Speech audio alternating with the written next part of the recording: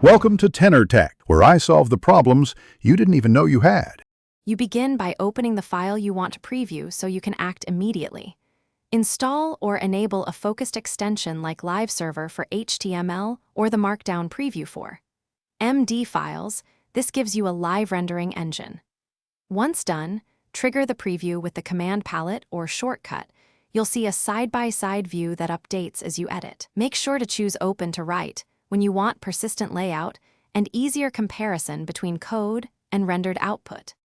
Now you configure the preview to behave correctly for your project so updates are reliable.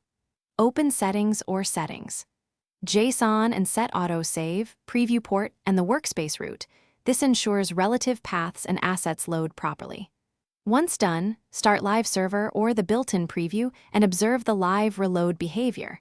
If assets don't appear, check workspace level settings. You can open developer tools from the preview and inspect the console to understand CSS or path errors and fix them quickly. Finish by validating that edits persist and previews reflect your intent.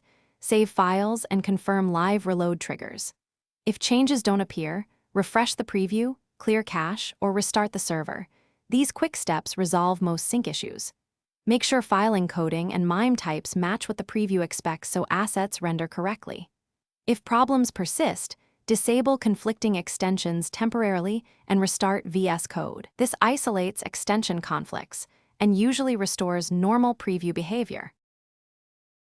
Thanks for watching. Subscribe to keep your life in tune.